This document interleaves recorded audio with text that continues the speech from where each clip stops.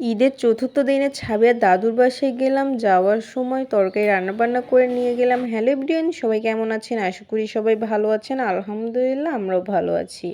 আজকের ভিডিওটি দুপুর থেকেই স্টার্ট করলাম। ছাবিয়ার দাদুর বাসায় যাব, সেই জন্য মুরগির মাংস কেটে ধুয়ে নিয়েছি। মুরগির মাংসটা রান্না করে নিয়ে যাব ছাবিয়ার দাদুর জন্য। ছাবিয়ার দাদু গরুর মাংস তেমন একটা খায় না, কারণ হচ্ছে হাই প্রেশার।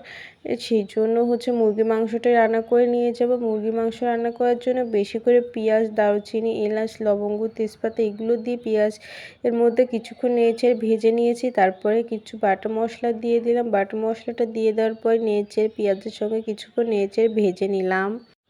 পেঁয়াজের সঙ্গে বাটা মশলাটা কিছুক্ষণ নেড়েচেড়ে কষিয়ে নেওয়ার পরই পানি দিয়ে দিলাম, না হলে মশলাটা পুড়ে যাবে। তারপরে যে গুঁড়া মশলাগুলো একে একে অ্যাড করে দিলাম। হলুদের গুঁড়া, মরিচের গুঁড়া, ধনিয়ার গুঁড়া, জিরার গুঁড়া, সঙ্গে গরম মশলার গুঁড়া আর হচ্ছে টেস্ট অনুযায়ী লবণ দিয়ে দিলাম। এই তো মশলাপাতি গুঁড়া মশলাগুলো দিয়ে দেওয়ার পরে নেড়েচেড়ে এখন কিন্তু ভালো করে মশলাটা কষিয়ে নিতে হবে। মাছ বা তরকারি, যে কোনো তরকারি রান্না করার সময় যদি মশলাটা ভালো করে কষিয়ে নেওয়া যায় না, এমনিতেই তরকারিটা খেতে মজা হয়। মশলাটা কিন্তু আমি ভালোভাবে কষিয়ে নিয়েছি উপরে তেল ওঠা পর্যন্ত। তারপর এই যে ধুয়ে রাখা মুরগির মাংস আর কিছু আলু দিয়েছি। ছেলে মেয়ে যেহেতু আলু পছন্দ করে আলু দিয়েছি। দিয়ে দেওয়ার পর নেড়েচেড়ে কিন্তু মাংসটা ভালোভাবে কষিয়ে নিব এখন। আমার শাশুড়ি থাকলে হয়তো রোজার ঈদটা ওখানেই করতাম, কিন্তু আমার শাশুড়ি মারা যাওয়ার পর থেকে তেমন একটা বাড়িতে যেতে মন চায় না, ভালো লাগে না শ্বশুর বাড়িতে যেতে। আমার শাশুড়িটা খুবই ভালো মানুষ ছিল। শ্বশুর আছে কিন্তু তারপরেও যেতে মন চায় না। এই যে ঈদের চতুর্থ দিনে আজকে যাব শ্বশুরের জন্য, এই যে তরকারি রান্নাবান্না করে নিয়ে যাব। যেহেতু আমার শ্বশুর হচ্ছে গরুর মাংসটা ওরকম পছন্দ করে না, পছন্দ করলে গরুর মাংসটা তেমন একটা খায় না, যেহেতু হাই প্রেশার।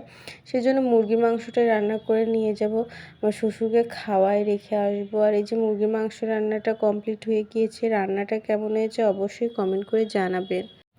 আমার শাশুড়ি মারা যাওয়ার 1 বছর হবে। এই তো 27শে রোজার দিন মারা গিয়েছিল আমার শাশুড়ি। সবাই আমার শাশুড়ির জন্য দোয়া করবেন। আর আজকে যে ছাবের দাদুর বাসায় যাওয়ার জন্য রাশিদের জন্য এই শার্ট আর প্যান্টটা নামিয়ে নিয়েছি। এটাই রাশিদকে পরিয়ে দিব আমার ছেলেকে। ছেলেকে পরিয়ে দিয়েছি, কেমন লাগতেছে অবশ্যই কমেন্ট করে জানাবেন। আর ছেলে তো ভিডিও করার সময় এই যে কেমন একটা করে, ভিডিও করতে দেয় না, তেমন একটা ভিডিও ছবি কোনো কিছুই ওঠাতে দেয় না। ছেলেকে ওই তো রেডিমেডি করিয়ে দিলাম, তারপর মেয়েকেও রেডি করিয়ে দিলাম। মেয়েও রেডি হয়ে গিয়েছে।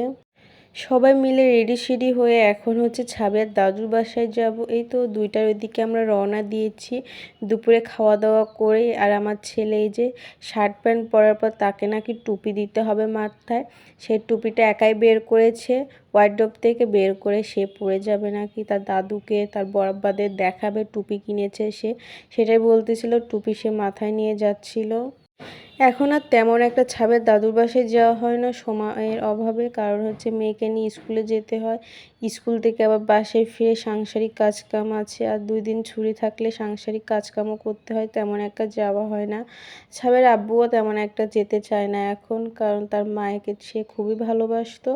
এখন তার মা মারা যাওয়ার পরে সে আর যেতে চায় না, গেলে তার ওইগুলো মনে পড়ে।